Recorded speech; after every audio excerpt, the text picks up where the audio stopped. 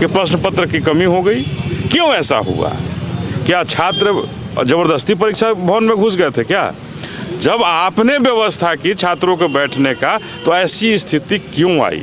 ये निश्चित रूप से हमारे छात्र भाइयों का जो आरोप है कि ये बेचने की तैयारी है, एसडीएम और एसडीओ के पद को बेचने की तैयारी है, ये निश्चित रूप से यहाँ के चेयरमैन की तरफ से, बीपीएससी के चेयरमैन की तरफ से और बिहार की सरकार का एक तरफ से ये बीपीएससी के एग्ज़ाम में जो बैठे हुए हमारे छात्र हैं, इनको बेचने के लिए तैयारी किए हैं कि हम सारे पदों को बेच करके गरीब छात्रों को इस परीक्षाओं के दौर से बाहर करें। छात्रों की समस्या उन लोग के पास आप पहुँचे हैं, इनकी समस्याओं को लेकर आप मुख्यमंत्री के पास जाइएगा? निश्चित रूप से हम सभी इन छात्रों के भविष्य के साथ हैं और इनके मांगों को यहाँ के मुख्यमंत्री के सामने भी रखेंगे, गवर्नर के सामने भी रखेंगे और रख करके इन छात्रों के जो फैसला है, जो छात्रों का जो डिमांड है, उसके पक्ष में बहुजन समाज पार्टी बहन मायावती का जो निर्देश होगा उसको हम लोग पूरा करेंगे और इन छात्रों के भविष्य के साथ किसी भी तरह का खिलवाड़ नहीं हो, बहुजन समाज पार्टी निश्चित रूप से इसकी तहकीकात करेगी और उसके मुकाम तक इसको पहुंचाने का काम करेगी। धन्यवाद। मेरा नाम विवेक है और आप देख रहे हैं आवाज़ न्यूज़ और इंडिया न्यूज़। अभी हम लोग मौजूद है गर्दनी बाग में, पटना के गर्दनी बाग में, जहां पे बीपीएससी का आंदोलन कई दिनों से चलते आ रहे हैं री एग्ज़ाम को लेकर। बापू सभागार जो सेंटर था उसका कैंसिल करके उसका री एग्ज़ाम का डेट भी आ गया है, लेकिन बच्चे क्या है यहाँ पे धरना स्थल पे हैं, रोड पे हैं। क्या कारण रहा है, क्या इनकी मांग है? जैसा कि कल हमने दिखाया था जिसमें बहुत सारे लोग बोला था कि हमें बीपीएससी के जो अध्यक्ष हैं उनको भी बदलते हुए देखना है। तो यहाँ के छात्रों से और भी चीज़ें जो मांग है वो बात करेंगे। तो बापू सभागार जो सेंटर है वहाँ का मांग आपका मान लिया गया है, लेकिन और जगह के नहीं मांग पूरा किया जा रहा है, इसको आप लोग कैसे देख रहे हैं? देखिए, पहली बात यह है सर कि बापू सभागार बस एक सेंटर नहीं है, वो पूरा का पूरा एक जिला के बराबर अप्रोक्स 24 सेंटर बैठते हैं। 12,000 बच्चे हैं सर। आप 12,000 बच्चों का कट ऑफ कैसे जारी करेंगे? एग्ज़ाम लेते हैं, दोबारा मान लीजिए लेते हैं, कैसे जारी करेंगे? आप अपनी तुलना यूपीएससी से करते हैं। क्या आपके क्वेश्चन का लेवल यूपीएससी है? आपके परीक्षा का पैटर्न यूपीएससी है? कुछ नहीं है। आपको सोचना चाहिए कि कैसे एग्ज़ाम होगा उनका। आप एक तरफ कहते हैं कि 90,000 बच्चे नॉन सीरियस है इसलिए फॉर्म नहीं डाला, उन्होंने एक दिन लेट फॉर्म डाला, मतलब एक दिन उनका सर्वर डाउन था। दूसरी तरफ कहते हैं कि आप ही के द्वारा आपके द्वारा क्लास में क्वेश्चन लेट पहुँचता है, तो कौन सा सीरियस है आप? और बोलते हैं बच्चे उपद्रवी है। आप सब उपद्रवी कोई है सर? आपने बिहार की अस्मिता को गाली दिया है, जिसका हर्जाना भुगतना पड़ेगा। आपको इस्तीफा भी देना पड़ सकता है आपको। कल भी हम लोगों ने कवर किया था तो काफ़ी अभ्यर्थियों का मांग था से बीपीएससी के जो अध्यक्ष है वो इस्तीफा दे। तो इस पर आप लोग कहाँ तक डटे रहेंगे सर? 3 दिन से सर ना नहाया, ना बढ़िया से खाना पाया, ना बढ़िया से सो पाया है। क्यों? क्योंकि हमें ये मांगे पूरी करनी है सर। हमारी बस पहले सिंपल एक ही मांग थी, री एग्ज़ाम। पर जिस तरह अध्यक्ष का रवैया है, जिस तरह वो पूरा एकदम न्यूट्रल खेल रहे हैं, वो सोचना चाहिए थोड़ा सा बात। बच्चे बैठे उनकी खुद से मांगे होनी चाहिए। जिस तरह वो न्यूट्रल गेम खेल रहे हैं, इसकी वजह से मांगे बढ़ती जा रही है हमारी। अब उनको इस्तीफा देनी पड़ेगी। आज से हमारी मांगे हो चुकी हैं, उनको इस्तीफा देना पड़ेगा। तो एक और जैसे नॉर्मलाइजेशन नहीं लागू हुआ, लेकिन 2 बार एग्जाम हो रहे हैं, तो कहेंगे इनडायरेक्टली नॉर्मलाइजेशन लागू किया जा रहा है? बिल्कुल। सब किसी से पूछ लीजिए ना, वो एक अंधा व्यक्ति, एक थोड़ा कम पढ़ा लिखा इंसान भी, उससे बोलिए एक ही काम आप 2 बार कैसे कर सकते? एक ही बात को आप कैसे कर सकते हो 2 तरफ से अलग? आप एक तरफ कर लो, ऐसा नहीं होना चाहिए। और 2 एग्जाम ले रहे हैं, कैसे हो सकता है बताइए? सोचिए आप, कम पढ़ा लिखा 10th लड़का पास, उससे पूछिए एक बार। ये तो ग्रेजुएशन लेवल का एग्जाम है, वो जो लड़का 10th पास हो उससे पूछिए एक बार, वो ऐसे आंसर दे देगा आपको। बीपीएससी के जो अध्यक्ष है उनको समझ नहीं आ रहे हैं, वो पता नहीं कहाँ क्या कर रहे हैं, कहाँ उनके पास कौन सा मनोबल है, कौन सा सोच है उनकी, किस तरह का दृढ़ हट है उनका, कहाँ फंसे पड़े हैं भाई। ये बात सोच लीजिए बच्चों के बारे में। इस्तीफा लेके मानेंगे हम लोग। आप लोग आंदोलन 3 दिन हो गया, क्या लग रहा है आपकी जो आवाज़ है बिहार सरकार के पास, बिहार के मुख्यमंत्री के पास पहुँच रही है? इससे बाहर जा रही है सर, सुप्रीम कोर्ट के वकीलों के पास जा रही है ये बातें। वो नहीं जा रही होंगी? कल रात में तेजस्वी भी आए थे यहाँ पे, बातें हो रही हैं और ये बातें बढ़ेंगी, आगे बढ़ती जाएंगी। उनको बातें हमारी माननी ही पड़ेंगी। अनसुना नहीं कर रहे हैं नीतीश कुमार? थोड़ा सा इग्नोरेंस दिख रही है, लेकिन उससे हमारी बात ये अनसुना नहीं कर रहे हैं, हमारे को जो गुहार है, ये सत्याग्रह है हमारा, वो हमारी बातें समझेंगे। जब वो बातों को बढ़िया से संज्ञान में लेंगे, वो समझेंगे नहीं समझेंगे, हम वो करेंगे ही करेंगे। हमें पूरा उम्मीद है कि वो हमारी बात मानेंगे, सुनेंगे। धन्यवाद। आपका नाम क्या है? हैप्पी राज। हैप्पी जी, किस प्रकार से आप लोग का जो आंदोलन की रूपरेखा है किस प्रकार से जा रही है? बहुत अच्छी जा रही अभी, और हम लोग करने के लिए समर्थ हैं जब तक री एग्ज़ाम का नोटिस नहीं आ जाती है। बीपीएससी के जो अध्यक्ष हैं वो बात मानने के मुंड में ही नहीं है, तो ये आप लोग कैसे मानेंगे कैसे नहीं? संविधान मतलब लोकतांत्रिक देश है, कोई थोड़ी ना मनमानापूर्ण व्यवहार करेंगे। किसी को लाठी मार देगा, कहीं क्वेश्चन किसी को स्पेशल मिल रहा है, कहीं एग्जाम ही ठीक से नहीं करवा पा रहे, ऊपर से स्टूडेंट को बोल रहे हैं आप लोग मतलब बीपीएससी के स्टूडेंट नहीं, अलग अलग वर्ड्स यूज कर रहे हैं, इसलिए एग्जाम उपद्रवी बोला जा रहा है। क्या चीज़? उपद्रवी बोले जा रहे हाँ, उपद्रवी बोलते हैं, जबकि हम लोग स्टूडेंट हैं, हम लोग के पास एडमिट कार्ड है, इससे बड़ा प्रूफ क्या दे सकते हैं? आने वाले समय में बिहार को संभालने वाले हैं। नॉर्मलाइजेशन की जब एग्जाम से पहले बात उठी थी तो आप लोग का प्रोटेस्ट हुआ था, तो वहाँ पे कई स्टूडेंट को लाठी चार्ज का जो दर्द है वो भी सहना पड़ा था। तो अभी आप लोग किस प्रकार की डर इस प्रकार की नहीं है? सही राह पे डर किस बात की? हम गलत थोड़ी ना कर रहे हैं। मतलब किसी को आप स्पेशल क्वेश्चन दीजिएगा, किसी को आप कहीं एग्जाम ठीक से नहीं है उसके बाद 2 टर्म में एग्जाम लीजिएगा, ये थोड़ी ना अच्छी बात है। ये संविधान कहाँ दे रहा है राइट्स? एग्जाम जो है निश्चित रूप से कैंसिल होना चाहिए। दोबारा हम लोग एग्जाम के लिए जब तक नहीं होगा तब तक जो है धरना दिए रहेंगे। कल रात में आप लोगों की संख्या काफ़ी ज़्यादा था, लेकिन अभी कम दिख रहा है। अभी इसके पीछे रीजन क्या? कुछ लोग थोड़ा सा फ्रेश होने गए हैं, सब अभी आ रहे हैं, ऐसा संख्या में कोई कमी नहीं है। कुछ लोग इधर उधर हैं, इस वजह से आपको लग रहा होगा संख्या में कमी है, संख्या में काफ़ी अधिक हैं हम लोग। जैसे चेयरमैन तक आपकी क्या क्या मांगे हैं वो एक बार टू द पॉइंट बताइए। नंबर 1 है री एग्ज़ाम, नंबर 2 है क्या मनमानापूर्ण व्यवहार ना करें, नंबर 3 है आयोग को बदली करें, आयोग को इसको हटा के कोई नया आयोग अच्छे जो कि स्टूडेंट बीपीएससी आयोग है वहीं ख़त्म कर दिया जाए। नहीं, आयोग नहीं, मतलब जो आयोग मनु भाई परमार जी हैं उनको हटा के दूसरा को बनाया जाए, चेयरमैन अध्यक्ष को बदला जाए, कोई अच्छा अध्यक्ष है जो कि स्टूडेंट के लिए अच्छा से काम करे। हम लोग का एक मुख्य मांग है कि री एग्जाम होनी चाहिए।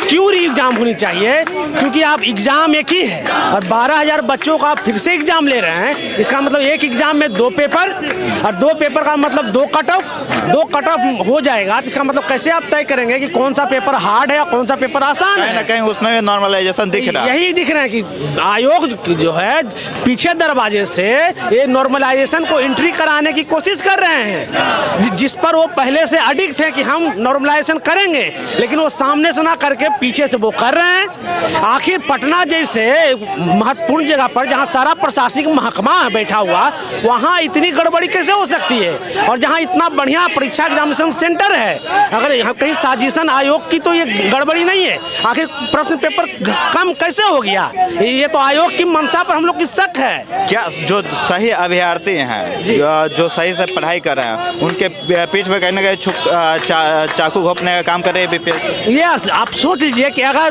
जो नया डेट अनाउंस हुआ है 12,000 बच्चों के लिए, इनको अगर प्रश्न पत्र अगर किस आधार पर दीजिएगा या जो पहले पूछे वैसा, तब उनको अतिरिक्त समय मिल गया तो वो और बेहतर तैयारी करेंगे, और या हार्ड पूछ देंगे तो इनके साथ अन्याय हो जाएगा। तो ऐसा दोनों जो ग्रुप के विद्यार्थी हैं दोनों के साथ अन्याय होने की पूरी संभावना है। इसलिए न्याय तभी होगी जब सभी का एक साथ एग्जाम हो, एक डेट में एक पेपर और एक कटअप होगा, तभी ये पॉसिबल है। इसीलिए हम लोग डिमांड कर रहे हैं कि री एग्जाम होनी चाहिए। तो यही सब छात्रों के हित में है और सब छात्रों को ये माननी चाहिए बात। नहीं तो जो खुश हैं कि मेरा 90 नंबर आ गया, 95 नंबर आ गया, अभी खुश होकर घर में बैठे हुए हैं। आप सोच लीजिए अगर आसान पेपर या उसी तरह का पेपर ये हल्का रह गया तो ये लोग आपसे ज़्यादा स्कोर कर लेंगे, क्योंकि इनको ज़्यादा समय मिल गया है। अब पैटर्न का पता है, आपसे ज़्यादा स्कोर लाएंगे और आप बाहर होंगे। अगर ये 12,000 लोग अगर खुशफहमी में है कि हमको कोई दिक्कत नहीं है, अगर हार्ड प्रश्न पत्र आ गया तो आप बाहर हो रहे हैं। इसलिए दोनों ग्रुप के लोगों को आकर के इस आंदोलन सत्याग्रह में शामिल होना होगा और री एग्जाम की मांग करके पुनः एक बार फिर से तैयारी करके हम लोग एग्जाम में बैठे और अपने मेरिट के आधार पर हम लोग अपना चयन लें। अच्छा, बीपीएससी आयोग क्या भ्रष्ट हो गई है? ये तो साफ दिखती है, वो कथनी और करनी में अंतर आप भी देखते हैं। हमने क्या कहा अभी कि वो पीछे दरवाजे से, चोर दरवाजे से नॉर्मलाइजेशन को लागू करिए। इससे पहले तो स्वीकार की कि मैंने तो कभी कहा ही नहीं है, तो मीडिया का तो आपने नहीं कहा, तो शिक्षकों का ग्रुप था या उससे पहले भी आपने ही कहा था। ये बात हवा में नहीं उड़ी थी जो आपने इस तरह हम लोगों पर आप लांछन लगाते हैं। इसलिए नहीं, आयोग की मंशा शुरू से ही गलत दिखती है। कहीं कहीं तो न्यूज ऐसा आ रहा है कि आयोग कुछ बच्चों को स्पेशल ट्रीटमेंट दे रही है या उनको पास कराने के लिए उस तरह की सुविधाएं। हमको तो इस बापू सभागार के सेंटर में भी शक है कि कहीं ना कहीं ऐसे लोगों का जिनको पास कराना आयोग का मकसद है, ऐसे लोगों का सेंटर वहाँ बनाया गया है जिनके लिए विशेष व्यवस्था करके उनको पास करा देंगे। हमको तो इस पर भी शक है।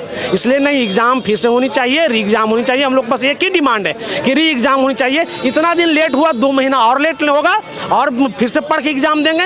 आपको जितना हार्ड पूछना पूछिए, यूपीएससी के लेवल का पूछिए, हम देने के लिए तैयार हैं। इससे अच्छे अधिकारी चयन में आएंगे। अच्छे अधिकारी जब आएंगे तो विकास का अच्छा काम होगा। आप इस तरह से ग्रुप डी टाइप लोगों को जो एग्जाम है उस लेवल के बच्चे को चयन करके कैसा अधिकारी बनाना चाहेंगे? ऐसा कैसे विकास होगा बिहार का? एक तरह से आप बेहतर बिहार को देख रहे हैं, दूसरी तरह से आप लोग पे बहुत सारे आरोप लग रहे हैं, आप लोग मालूम है? जी हाँ, हम लोग को तो उपद्रवी कहा जा रहा है, सीरियस स्टूडेंट।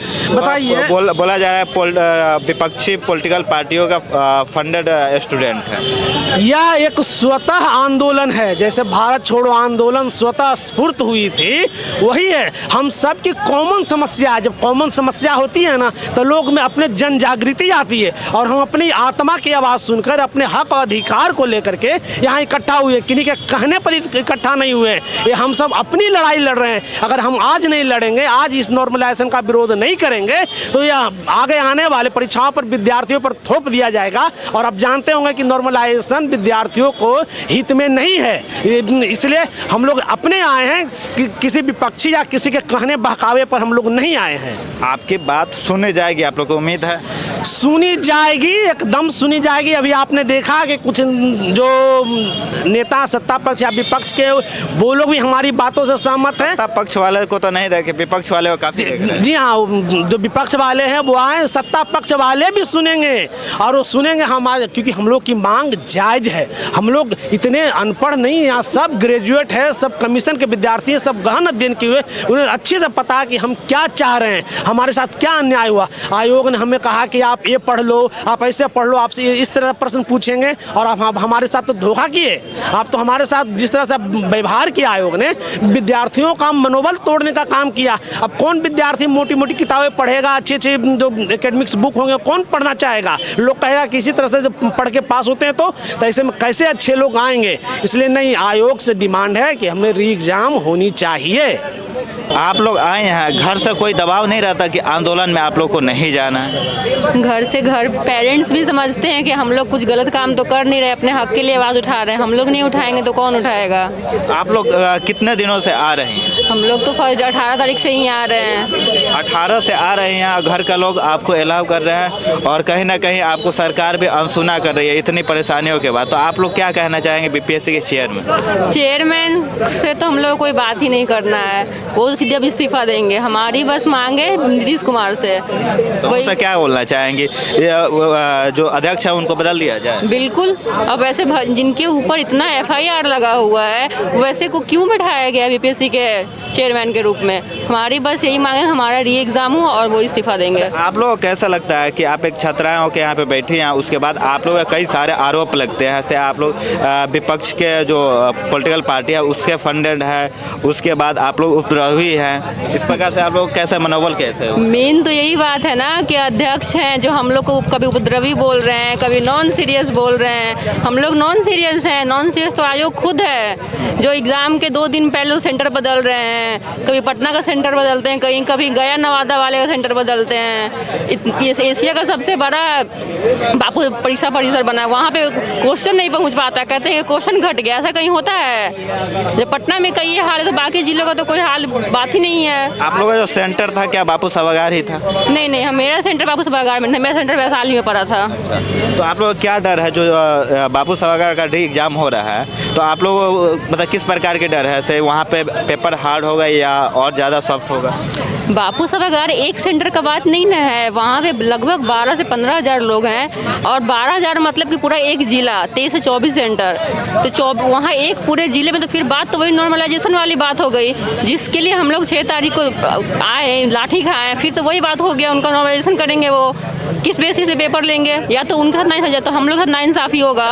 जब आप बताएं यहाँ से नॉर्मलाइजेशन वाला आंदोलन चल रहा था तो लाठी भी चार्ज हुआ था, कई छात्राओं को चोट भी लगी थी, तो आपके परिवार वाले चिंता नहीं करते हैं? अब चिंता तो करते हैं, अब क्या करेंगे, परिवार वाले तो सपोर्ट कर रहे हैं हम लोग को।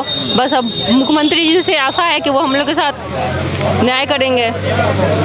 मुख्यमंत्री जी बोलते हैं बिहार की बेटियां पढ़ेगी, आगे बढ़ेगी, महिला शिक्षा की बात करते हैं और यहाँ पे आप लड़कियां लोग बैठी हैं, तो क्या आपकी बातें हम सुना नहीं हो रही है? अब मुख्यमंत्री जी के पास बात पहुँच नहीं रही है या वो अनशन करें तो वही जानते हैं। हम लोग पूरे देश दुनिया की नज़र पड़ गई है इस आंदोलन पे, लेकिन मुख्यमंत्री का यहाँ पे नज़र नहीं पड़ी। मुख्यमंत्री जी से ही आशा है कि जल्दी से जल्दी हमारी आवाज़ सुने और हम लोग ये एग्ज़ाम चाहते हैं। जहाँ पे छात्र छात्राओं से बात किया और वो सभी लोग कह रहे हैं से एक अध्यक्ष बदला जाए, दूसरा सभी बीपीएससी का जितने भी सेंटर है सबको री एग्ज़ाम दिया जाए, क्योंकि कहीं ना कहीं 2 बार एग्ज़ाम लेने से भेदभाव हो सकता है, नॉर्मलाइजेशन इनडायरेक्टली लागू हो सकता है। बाकी आपको हमारा प्रयास कैसा लगा कमेंट माध्यम से बताइए और बने रहिए आवाज़ न्यूज़ के साथ और NN मीडिया न्यूज़ के साथ। धन्यवाद।